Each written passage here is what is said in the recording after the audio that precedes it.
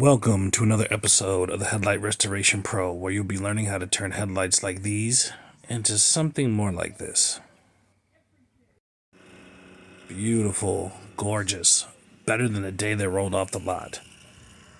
I will also be explaining why headlights go bad in certain areas like these lights did. Stay tuned. The Headlight Restoration Pro.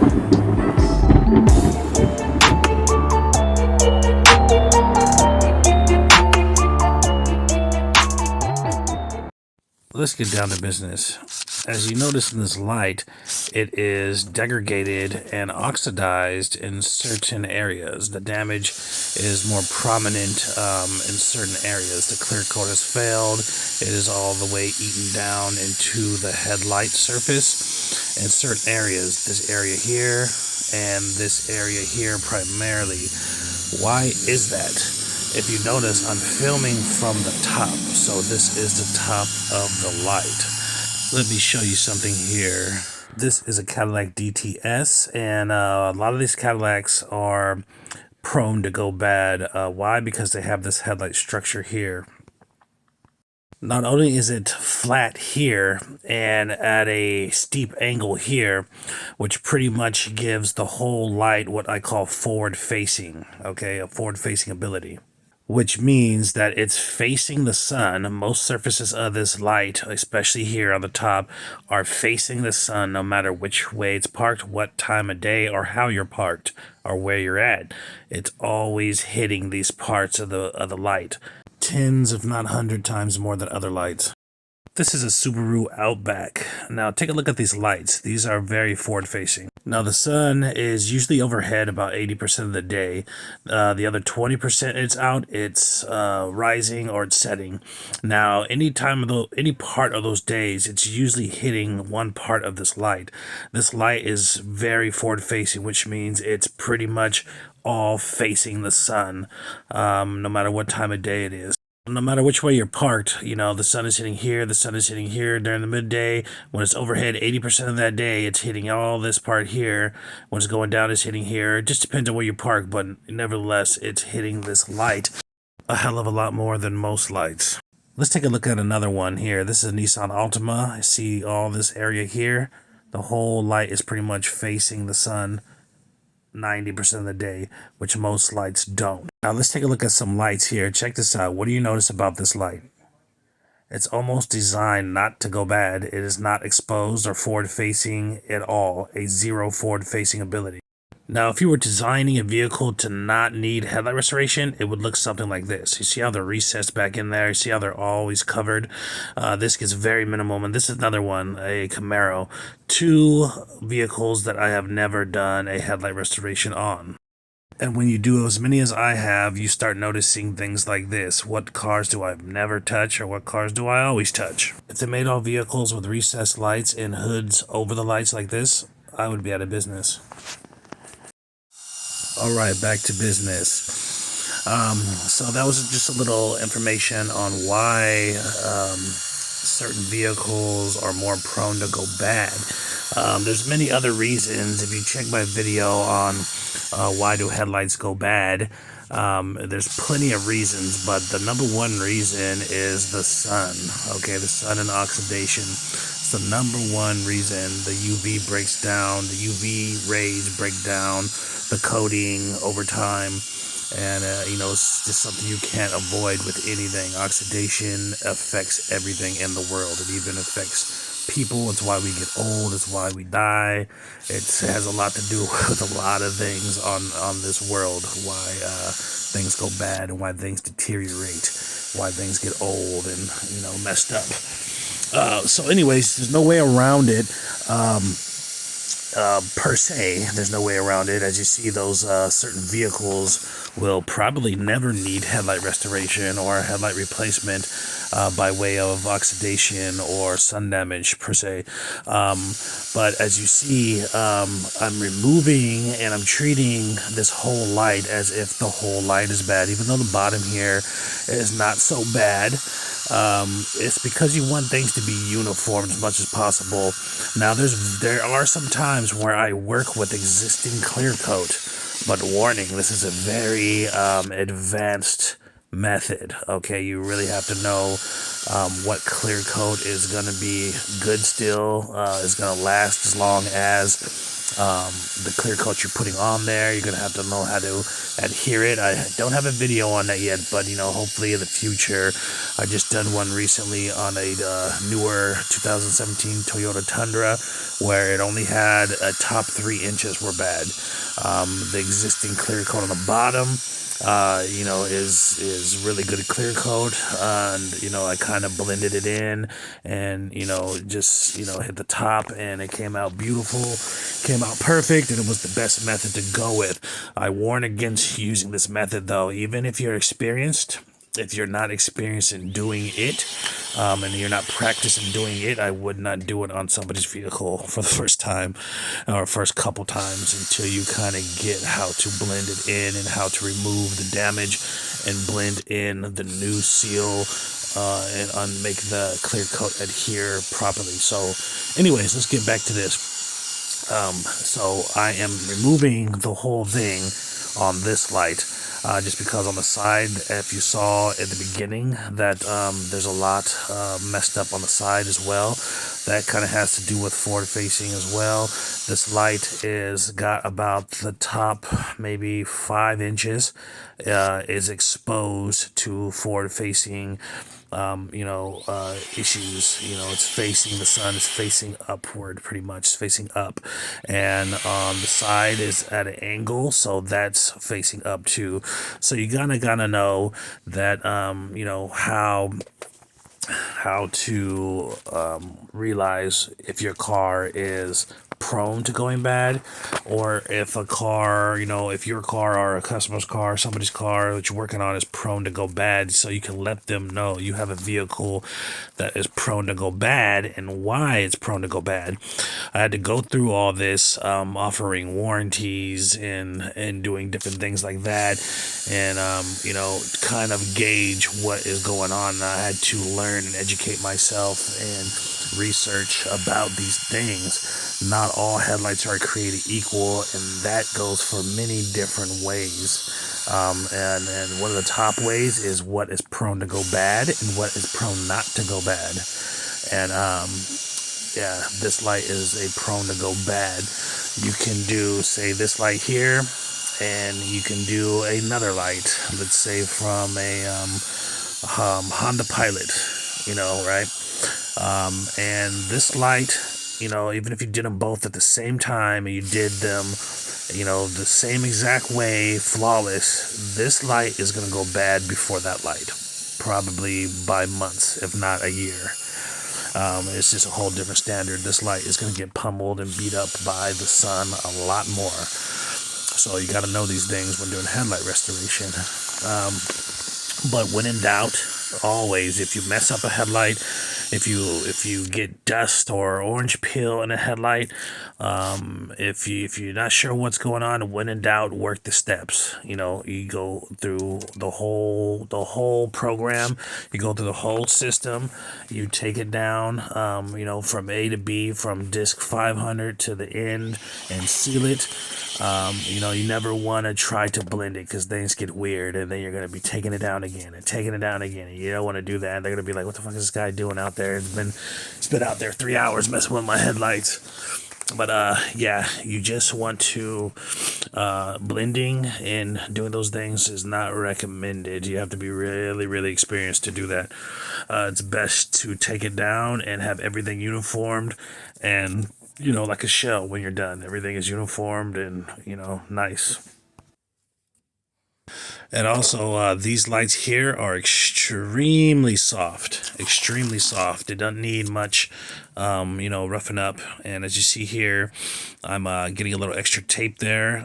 Like I said, I always say, You want to always inspect your tape. Every inch you go through after every pass, you want to inspect it. If it starts looking thin or it looks funny, or you need to hold another piece of tape down that's fraying up, you want to. Your number one priority when doing a headlight restoration is not to achieve the best headlight restoration. That's number two. Okay, your number one is to always protect the car. You don't want to mess up your own car.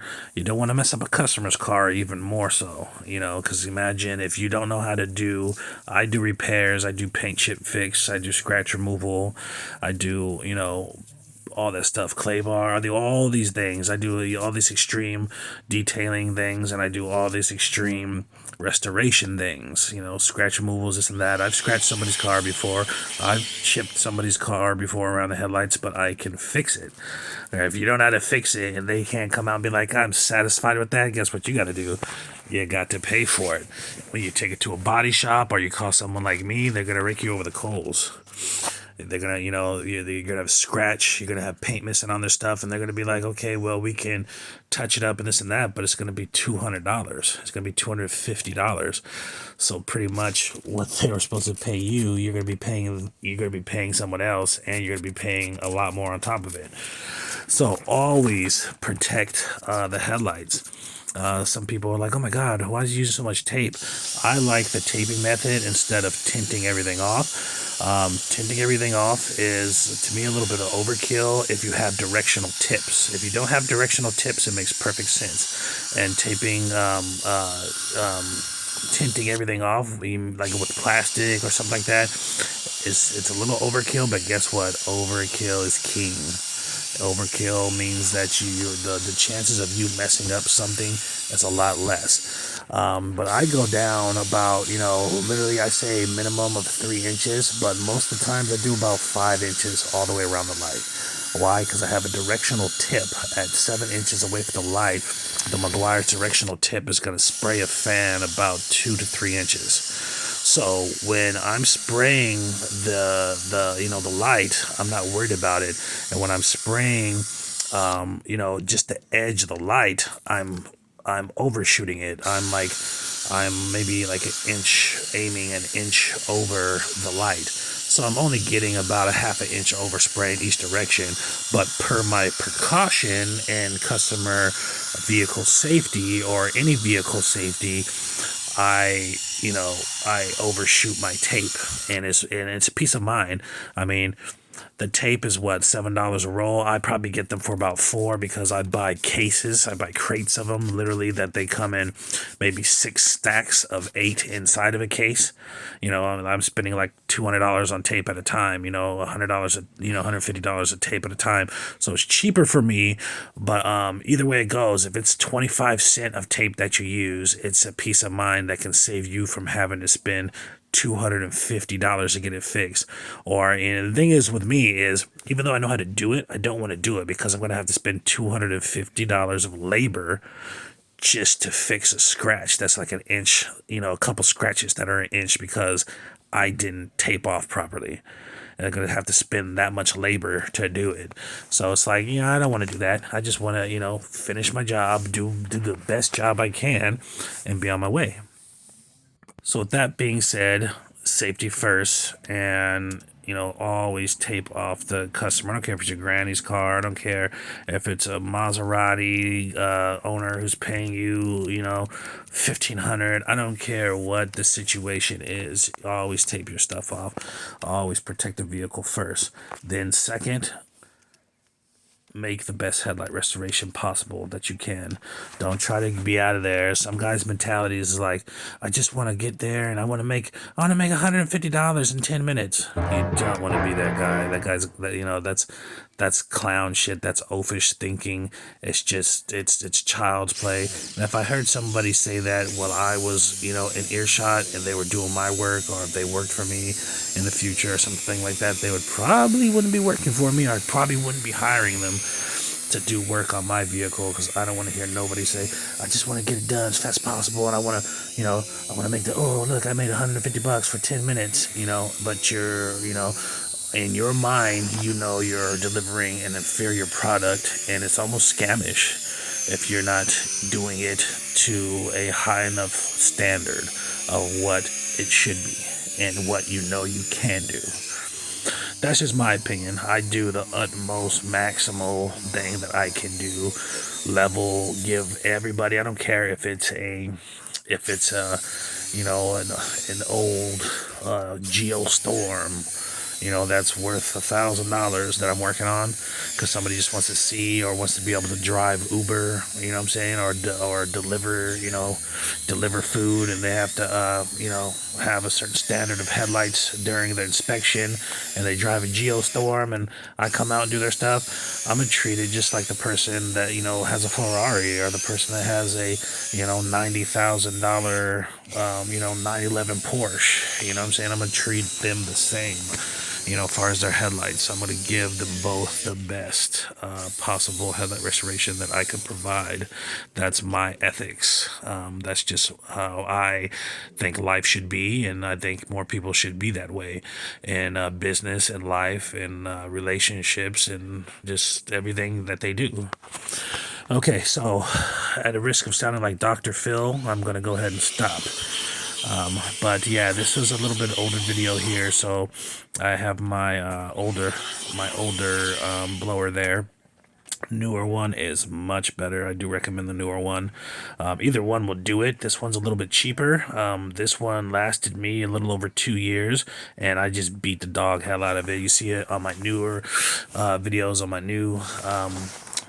new one has a case because I learned that sooner or later this thing's gonna get beat up so bad by just throwing it in my case that I need something to protect it, and I want it to last long as it can. I don't want to have to spend another $70 or whatever I paid for it, $80 for something else, and so I got that case on the new one. But yeah, either one will do the job, will do the trick. If you try to save money, this one is great. But as you see here, I start along the edges of it. That's just because the way that this stuff works, it kind of congeals itself together. It's self-leveling. It's just a beautiful product, and I'm always up to try new things. I'm going to be trying some new things here shortly. And this is the thing, like, I feel that this method and the things that I use are the perfect level of things that I have found. I haven't found anything to beat the stuff in the way that I'm doing it yet, but when I do, I figure out a way to incorporate it because I want to have the best method. I want to do the best that I can. So I'm always trying new methods. I'm trying different polishes. I'm trying different pads that I hear are so good or rated higher. I'm trying different sealants. I've tried so many different sealants and ceramics and SPFs and all these things to seal. I've tried different discs. I've tried different all kind of stuff, and this is what I have found to be the best combination of things. Okay, so but like I said, I'm always trying new things. So I do have some new headlight sealers that I'm trying out right now. I'm testing in the backyard. I never test on vehicles that belong to somebody else. That's just bad form, bad practice. You don't want to practice on somebody else's property. I practice on my property strictly. I go to junkyards. I order sheets of polycarbonate. I do all kind of things. I'll spray it on some wood or some metal or something before I try on somebody else's vehicle, because you don't know how the outcome is going to be. So don't test on people's vehicles, ladies and gentlemen. Just figure a way out. Go to the junkyard. That's the best thing. You can get a headlight. You can get 3 headlights for $40. Well, anyways, look how beautiful this is. Like brand new, crystal clear. Everything is done. Look at that. And she was extremely happy. All right, stay tuned for more. Thank you for watching. The Headlight Restoration Pro.